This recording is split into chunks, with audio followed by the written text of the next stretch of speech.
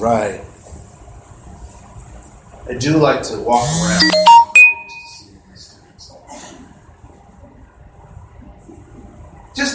It could be a person. It could be a concept. It could be a thing like a motorcycle home or a cabin. It could be a place like Belize or Bemidji, right? One thing that you value in each one of those circles. It could be a concept like justice, freedom.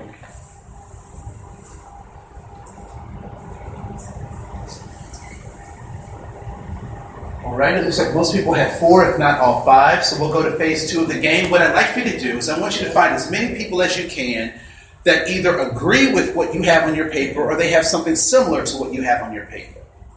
And once you find those individuals, I want them to put their initials next to the corresponding circle. All right? So if someone has a cat, and I value cats, or I think that's a good idea, if I have a cat on my paper, I'll just put my initial next to that. All right? So as many people as you can in 90 seconds. On your mark, get set, go.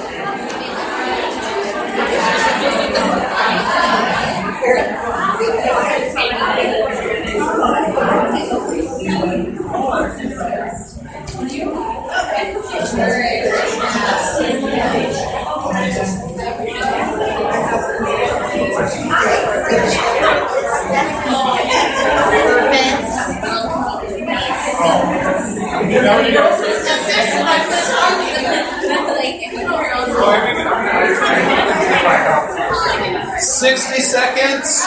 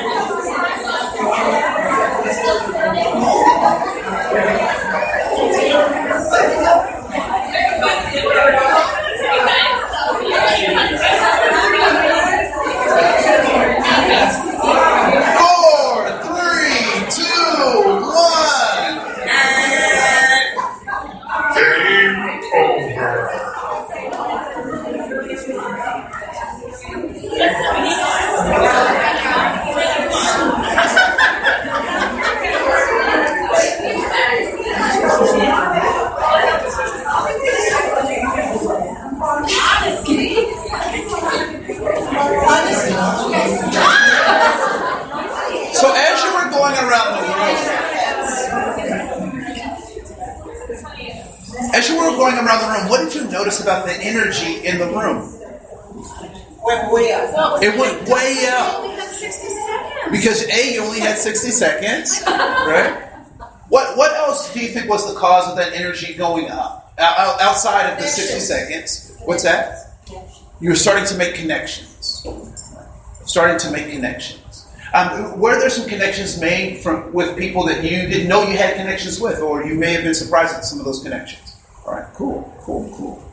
As you were also going around the room, were there things that you saw on other people's papers, and you were like, man, why didn't I think of that? I should have wrote that down. All right, what were some of those things you saw on someone else's paper? Integrity. What's that? God. Humor. Humor. Dogs. Wellness. Humor. Love. Independence. Right? Love. All right, great. Were there also things that were difficult for you to find people to sign on? Or maybe you didn't find someone? Yes? Nobody valued their home. Nobody valued their home. All right? So please raise your hand if you value your home, wherever that is, even if it wasn't written on your paper. All right, cool. What was another one that someone wasn't able to find anybody? Yes. Colleagues. Yes. Equality. Equality. Please raise your hand if you value equality, even if it wasn't written on your paper. Inspiration. Cool. Sewing machine. Sewing machine. Okay. All right. Cool. So, given the nature of what you do and given this nature of talking about collaboration, why might I start out a session with this particular activity? Why might I start that? What's that? Find connections. To find connections with people. Yes. I think it kind of reminded me of some other things about myself as I listened to what other people wrote.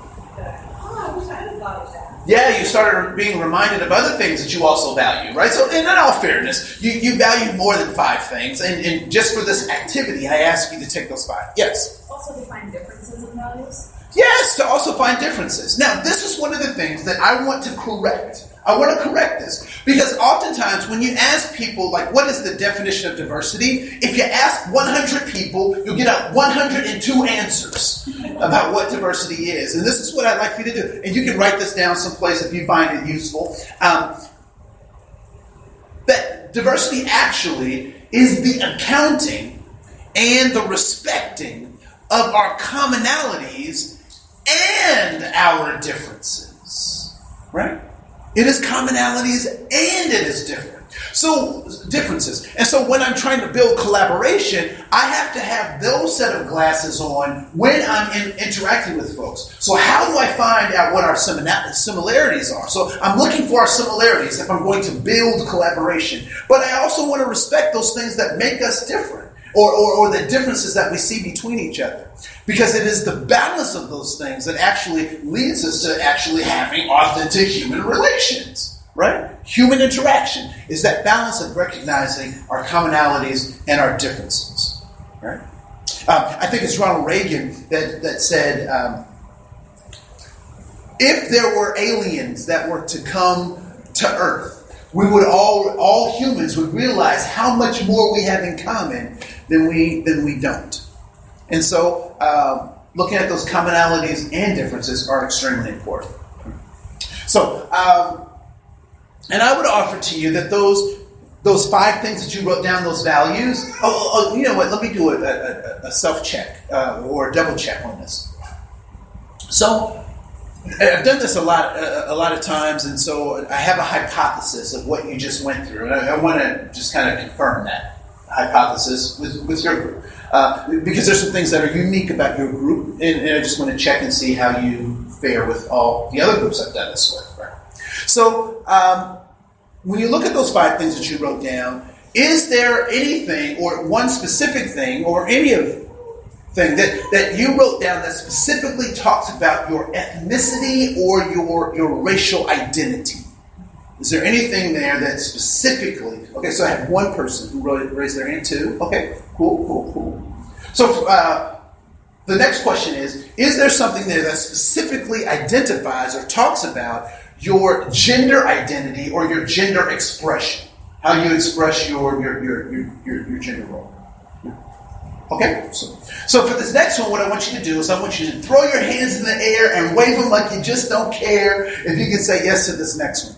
Is there anything in those 5 circles that specifically identifies your IRS tax bracket? Economic security. So we got 2. So I have a question. Why, for most of us, why did we not raise our hands for racial or ethnic identity, social, our social status, economic status, or our gender or gender identity? Why do we not raise our hand, most of us, not raise our hands for those things? Take it for granted as part of the mainstream. So we take it for granted as part of the mainstream. Why else? What's that? I said I didn't even do the activity, so I should probably be quiet. I would have never known. I would have never known. Why else? Okay, I'll let you off the hook because you're smart. Because you're smart. What did I ask you to write down? Things that are valuable or important to you. What I'm not suggesting is that those other things aren't as important. No, what I'm suggesting is that they are not as important to you as what you wrote down. But they are important to systems. They're important to systems.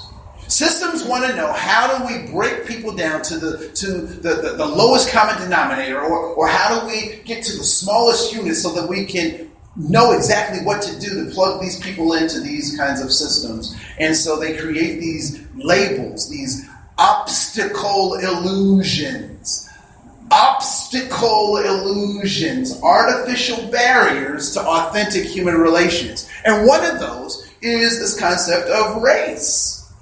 Race is an obstacle illusion.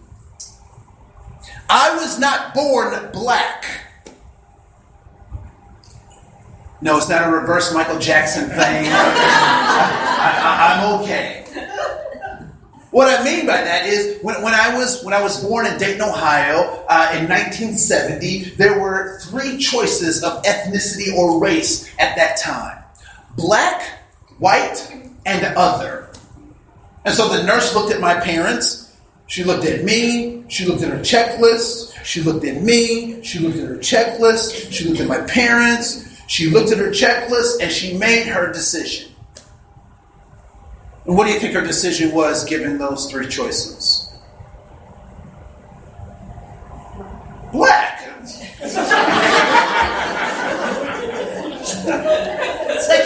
But the thing that always bothered me about hearing that story and recognizing the truth of it was the fact that I was here before she made a decision. So I was born human, but America made me black. Had I been on one side of the Dominican Republic, I would be Dominican, which means I would have something different. If I was on the other side of the island, I'd be Haitian, which means I would have some different identity. Same island.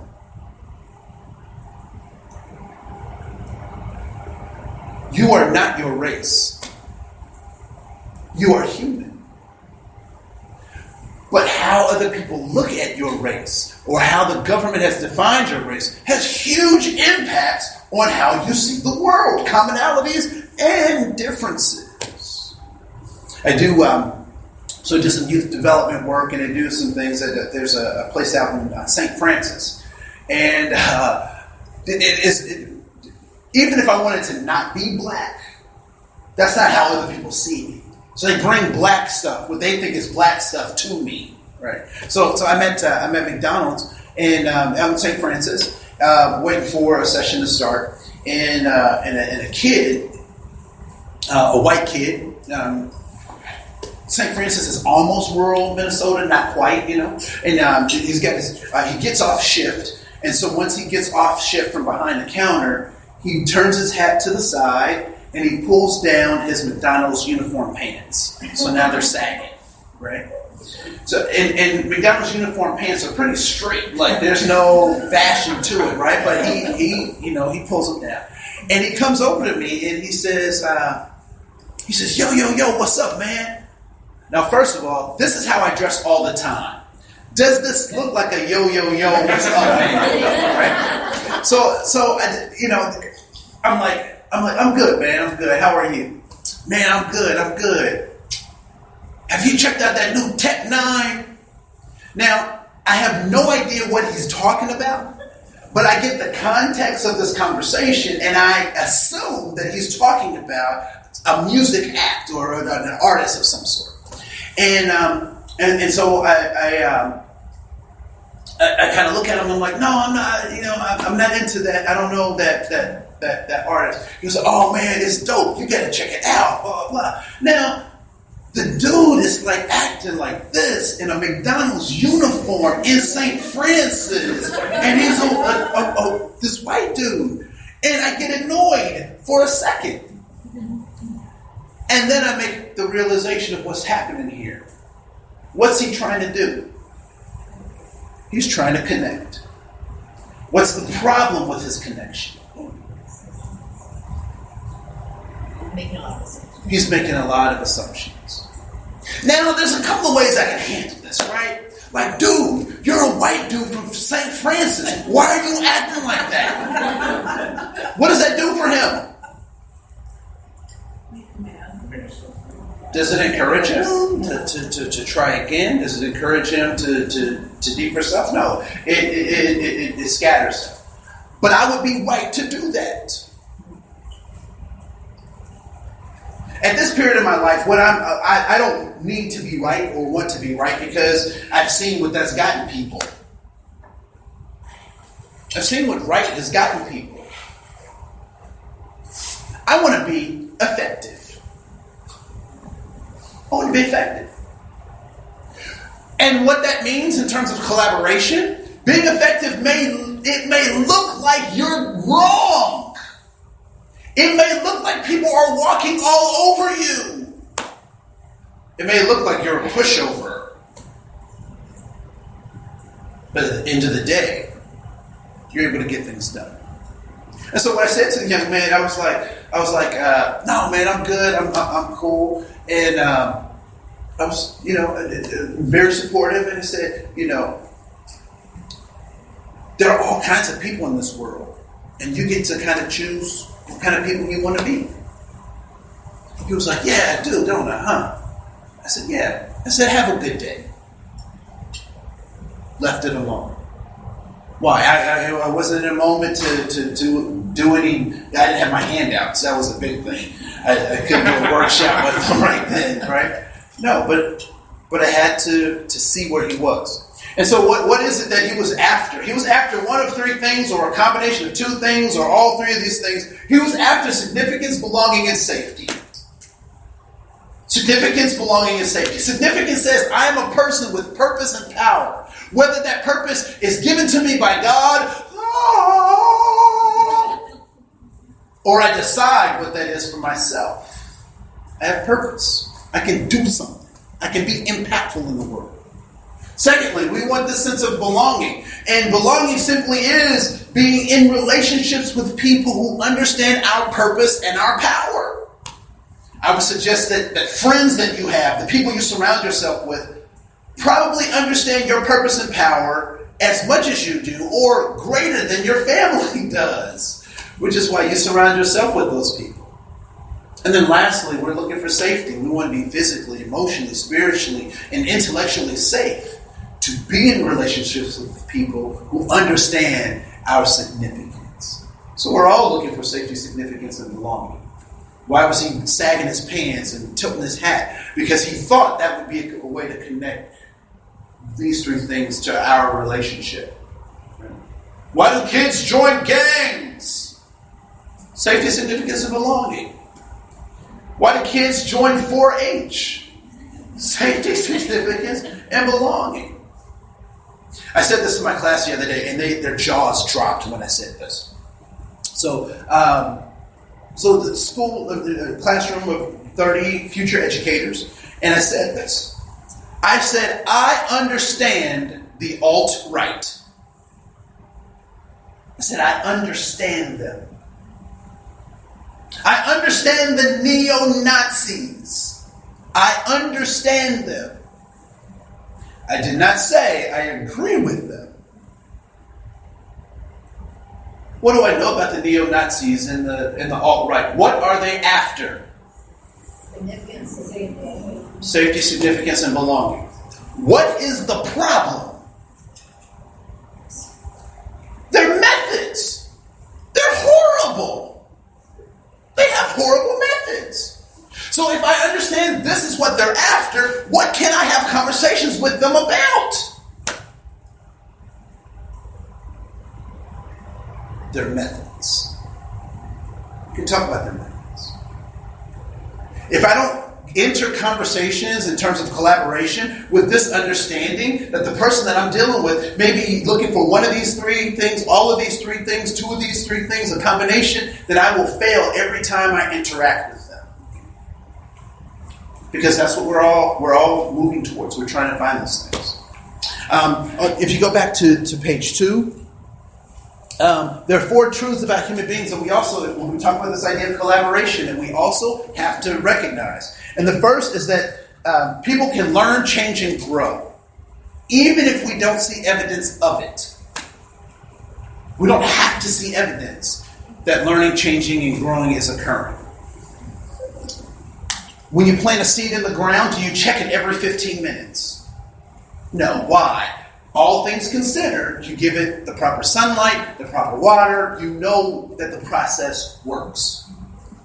So if we keep checking up on stuff, it's because we don't believe that what we're doing is actually going to work and bear fruit. My most frustrating time in teaching middle school and high school was when I expected to see certain types of behavioral changes in my student in a certain amount of time. That frustrated me. My students were cool with what they were doing. But I'm the one, you should be, and you should be. Until finally I figured out, no, it's on their time frame. It's on their time frame. And Facebook solidifies that for me, right? I get constant messages from students. I remember when you said, I don't even remember what I said, but they remember what I said, which is important. Next is that people do what they think works even when it doesn't work. And typically people are exhibiting behaviors that are ineffective because they have been effective in the past, but the context changes. So Mr. Adrian Peterson got in trouble for disciplining his child. And when asked, why did he discipline his child that way, what was his response? Because that's how I was raised. And what did he fail to realize? You don't have to do what was done to you, because context has changed. So my daughter's 3 years old. If she does something, I'll get a text. My wife says, wait till your dad gets home, and that's me. I'm the guy, right? So she says, wait till your dad gets home. I know the whole situation. I walk into the house. I look at the little 3-year-old, and I say, you're going to get it, sister. And she looks at me and says, I'm not your sister. Just totally blows my whole thing, right? So I'm like, did you? No. Yes, I did. I understand, And so I say, all right, here it comes. Go sit in timeout for 2 minutes. This hurts me more than it hurts you. Right? No, why do I discipline her in that way? It's because our context requires that level of discipline as opposed to the discipline that my freed slave grandmothers and grandfathers used because of what they were taught in that economic system. Next is that all human behavior is goal-directed. And lastly, attitude is a side effect. Oftentimes we think that attitude is a thing, when in fact it's just an indicator of a thing. It's a side effect of a thing. What have you been taught about an attitude? What is an attitude? What's an attitude? It's an approach. It's a mindset. It's an emotion. All right, cool. So my dad was my pastor growing up, and so on Sunday we would go to church from 7:30 a.m. to 11:30 p.m. We stop at 3 o'clock for chicken, not because we're black, but because chicken is delicious. Sunday, all day church. My best friend Dexter would call me at noon and say, Andre, can you pick me up for the movies? What did I know about Sunday in church?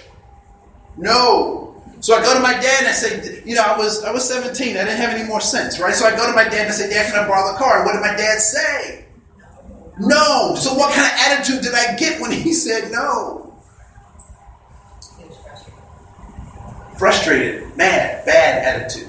And the other thing that capped it off was that my dad would not just say no, but he'd give us the hell sermon. In our household, the worst consequence you could have was going to hell. And if you could go to hell on your own, or my dad would show you the way. Right? So no, I had a bad attitude.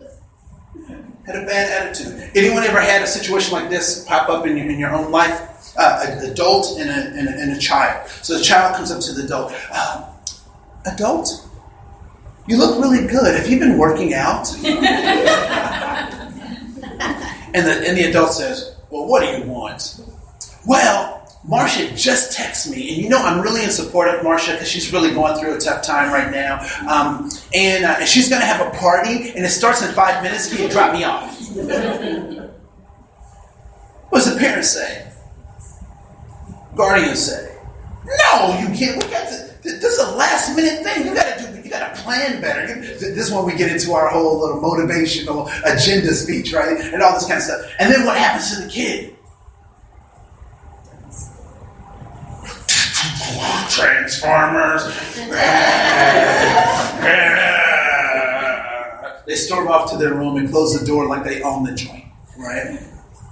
And then the parent's like, you know what? I just went off with the kid. I need to do better. Marcia's family's a good family, and you know what? She can't go. So it goes to the kid's door, knocks on the door. What do you want? Look, I was just thinking, you can't go to Marcia's party. You can't stay for the whole thing. I'll drop you off at this time. I'll pick you up at this time. I got stuff to do, so we'll take care of all that stuff. So get your coat. Let's go. What happens to the kid's attitude? It's certainly better, right? It's certainly better than when they stormed off into the room, right? So what is it that actually determines an attitude? What is it a side effect of or an indicator of? Goal accomplishment. When you get what you want, what kind of attitude do you display? A positive attitude. When you're not getting what you want, you have a bad attitude. So what do you know about a collaboration process, a coworker, a client, a youth? When you see a bad attitude, before they say anything, what do you already know about their attitude? What do you already know? There's something that they're what? Not getting. There's a goal that's not being accomplished. So if I'm going to be helpful in a collaboration, if I'm going to be helpful in working with folks to get them out of what we technically would call a funky attitude, if I want to get them out of that attitude, then what do I have to do that? Help them get safety, significance, and belonging. But what if I can't help them? Then what is my job? My job then is to help them find other ways to get safety, significance, and belonging. Right? So there's that. So the next thing, good. The next thing I like to do is on number 3, and number 3 is there's a big circle. Do folks still have that circle? Okay, cool. What I want you to do is we're going to create this circle into 3 different pieces, and the first piece is the part of the circle of what you know of everything that there is to know. So what do you know of everything that there is to know? I want you to draw a pie slice of what you know of everything there is to know in that big circle. And just play along. I know you're like, what I know is so minuscule. You're so humble. I appreciate that false humility. I appreciate it. Right? So the second piece of pie I want you to create is the size of what you know you do not know. What are you aware of that you don't know? For me, it's Mandarin Chinese. It is quantum physics. And I now know that I should not be doing lobotomies any longer. I learned the hard way. Right? So what you know you don't know. And what do you think that last part is? What you don't know, or your blind spot. So just write the word blind spot in that largest piece, that third largest piece. Write the word blind spot.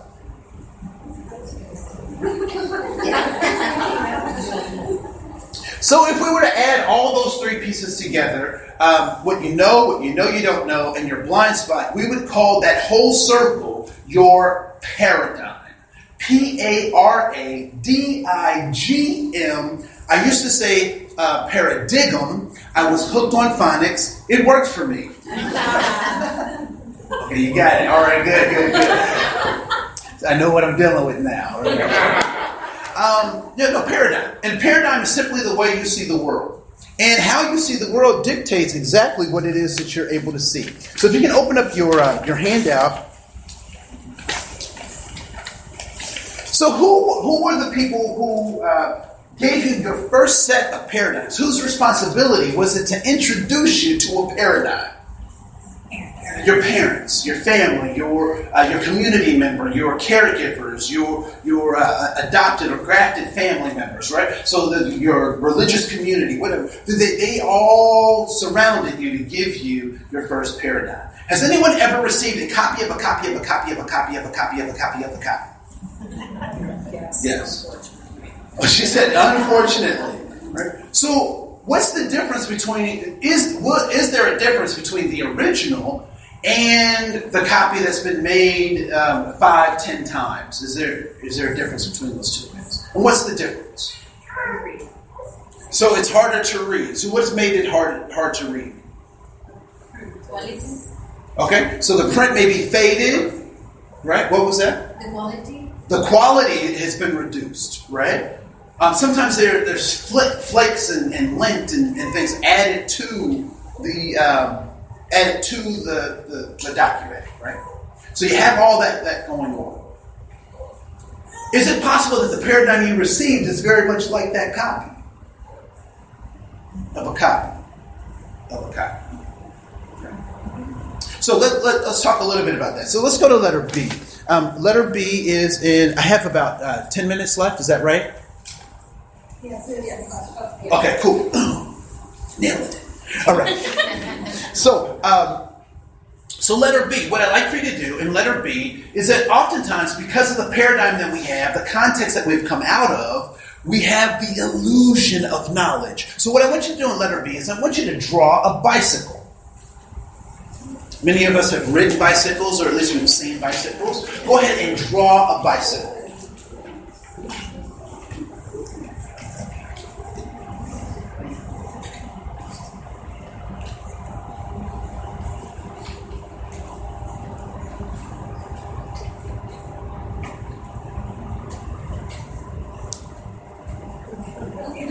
Okay, hear my voice clap 3 times. So when you compared your bike to a neighbor's bike, were there things that were missing in either your bike or theirs? Right? Yes. But if I were to ask each of you, do you know what a bike looks like? Overall, I would imagine that your answer would be yes. However, when we have to produce a functional bike, there may be things that we're missing because of our paradigm. So oftentimes, we cannot walk into a system of collaboration making assumptions that we actually don't have information to substantiate, right? So someone asked me a question the other day. They said, have you ever, I was talking to, I can't remember if it was a round earther or a flat earther, and I forgot what the angle of the argument was, but they asked me a question. They said, now what happens when you put a drop of water in a vacuum? That was the question. Guess what my response was? I don't know. Because I've never put a drop of water in a vacuum. Right? I can tell you what other people have said would happen or what information may provide us, but I personally don't know, so I can't answer that question. And so when we get into these negotiations, we get into collaboration, we get into helping people, we have to back up a little bit and just ask, what are some assumptions that I'm walking into this relationship with? And what assumptions do I need to set aside so that we can actually build something together? A good question is letter D. We'll come back to A in just a minute, but going down to letter D, what does diversity create? It is looking at both our commonalities and our differences, right? So those shapes are very different, but they are also very similar. They have some similar characteristics right at letter D. Letter C, if you look over there, is a self-assessment. So you can assess where you may possibly have blind spots that you want to do something about, right? And so this is an activity that I give to folks to think about what the groups on the left have tried to teach or talked about, those groups across the top. And the assessment is very simple. You put a plus where the people on the left gave you positive information or talked positively about those groups across the top. Or you put a minus where it was a negative conversation. Or you put a 0 where that conversation never occurred, right? So pluses, minuses, and zeros. And you can have pluses and minuses in the same box, but a big plus means lots of positive and a little minus means negative. And that's something you can do on your own time just to see where your paradigms have been developed and where they're underdeveloped and how you want to deal with that, what you want to do about that. Letter F really is this idea of talking about culture in a real pragmatic sense. What we recognize about the carrot is that there's the top of the carrot and then there's the root of the carrot. And the root is where all the really valuable, nutritious stuff is supposed to be. Right? So that part is protected, not easy to get to. But the stuff above the ground is relatively easy to get to. And they have a symbiotic relationship. And what does the top of the carrot do for the root? It provides nutrients, right? So it takes energy from the sun, photosynthesis, feeds it right down to the root. And what does the root do for the green part? It takes moistures and minerals from the ground and feeds it directly to. So there's a symbiotic relationship. They need each other to survive and be optimum. So when we talk about culture, that's also the metaphor that I like to use. That there are artifacts that we can see, which are the parts of the carrot that are above the ground. Those are the things that we can see. What are examples of those artifacts that we can see about culture? Music. Stories. Dancing. Art. Music. Right? The way people's gestures and how they engage, right? Those are all things we can see. Do they kiss on both sides of the cheek, just one side of the cheek? Do they kiss on the forehead? How does that all happen, right? Those are all artifacts.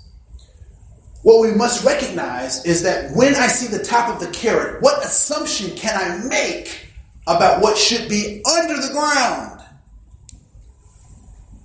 There should be a carrot if I see the top. And so when I see an artifact, I must recognize that there are values, deep values that are attached to that artifact. So outside of being an excellent fashion statement, a hijab, the head covering, is not only a statement of fashion, but it is also a statement of values. The clothes you wear, the car you drive, the communities that you live in are statements of your values. And so when I see those artifacts, I have to ask the question, what is the value of this thing? Because if I don't, that's where stereotypes come in.